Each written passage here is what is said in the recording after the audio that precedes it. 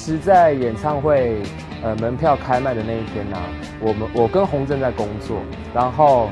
因为我们都知道是10点要开票嘛，然后我们的那个手机啊，在10点之前就一直在震动，一直在震动，因为我们有个那个赖群组，就所有的工作人员跟团员都在里面，然后大家就是很焦急，想说等一下会不会卖得好，等一下会不会卖得好。然后因为我在工作的一半，也觉得好像会有点分心，就觉得一直在想着票房的部分。然后因为其实我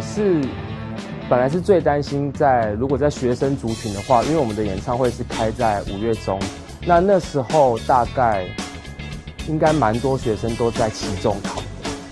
的，是期中考吗？反正就是考试，然后也怕在南部的朋友可能不知道会不会上来台北，他们会不会觉得高铁很贵，会不会觉得火车很贵，什么就想一大堆有的没的这样子，然后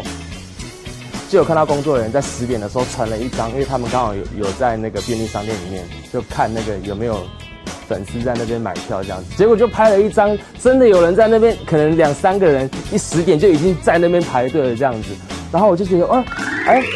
好像还 OK 哦，然后就马上开始滑自己的那个粉丝专页啊什么，就有粉丝会take个字说我们已经在便利商店等咯什么什么的，然后就觉得好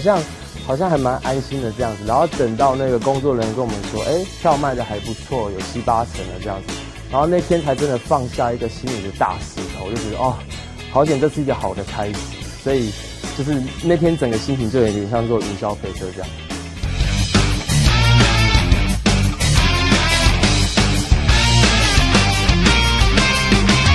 我相信大家压力都很大啦，因为毕竟这是我们第一场的售票演唱会，然后又是真的认真，没有在开玩笑的哦，那种20、30首歌，整个一连串下来的那种，我相信大家压力都很大，不管是在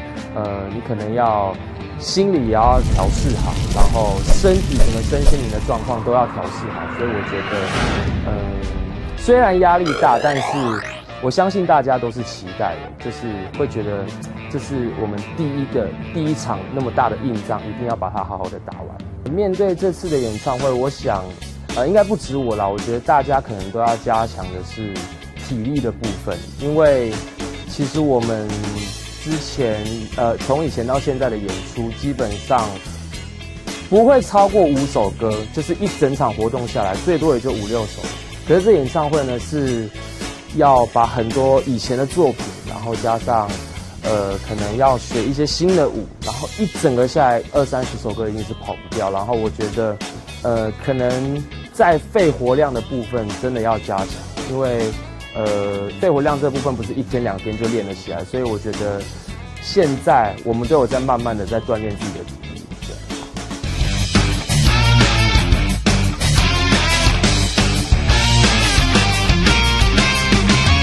准备什么样的小惊喜哦？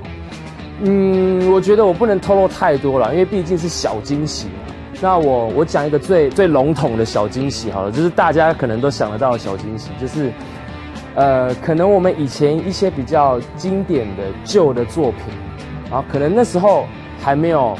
后面这几期的新团员，那些经典的作品呢，我们一定会是我们现在所有的团员一起下去表演。那这个我想大家一定都很期待，就是旧的作品由新的大家一起新的团员吗？不是新的团员，就是我们团员好多哦，等一下旧的作品，然后由现在旧的作品由现在这么多位团员一起来演绎，然后我相信是一个很不一样的火花。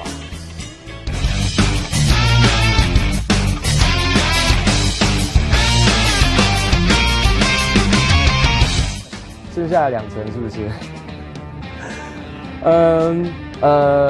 我觉得，我想一下，不用吹，还是要吹，因为票剩下2层嘛，我相信大家应该是有可能那些认真读书的人或者是认真上班的人还没有看到我们演唱会的消息哦，我现在告诉你，就在 Seven 的 iPhone 里面买票 ，OK？ 票只剩下2层，只剩下2层哦，所以大家一定要赶紧的去买，而且这是我们 special 人生第一场演唱会，都快要跪下来了，有没有？希望大家可以好好的来支持我们一下，然后我们一定会准备最精彩、最完整的表演给大家。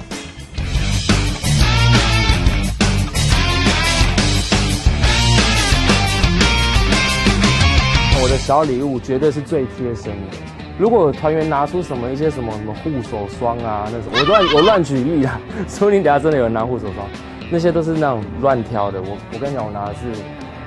我先拿第一个，这个我的墨镜。这个墨镜呢，是我私底下真的戴过，不是那种没戴过就拿来送。我可能私底下或者是我们之前 special 出国，可能工作的时候，我都会机场的时候我有戴，所以你可以去查照片，你可以把照片都调出来看，我真的有戴这一副。然后另外一个也是很贴身的，就是我的毛帽，因为我很常戴毛帽，但是这一顶毛帽呢，你也可以去调照片，因为我在机场也有很烦，都是拿机场的。然后为什么你会觉得，那你为什么那么常要送出来？因为我发现我戴了一次之后完全不适合我，因为那个机场照片拍出来超丑。然后我就想说那这顶不适合我，所以我想说我送 Teddy 好了。然后呢，那个这几天那个工作人员就说，要拿东西送那个粉丝哦。我想说 OK， 那好，那送粉丝好了 ，Teddy 我直接不送了这样子。所以我是很有诚意的从 Teddy 那边又抢回来。送大家这顶毛帽，对，这是我的那个贴身小物。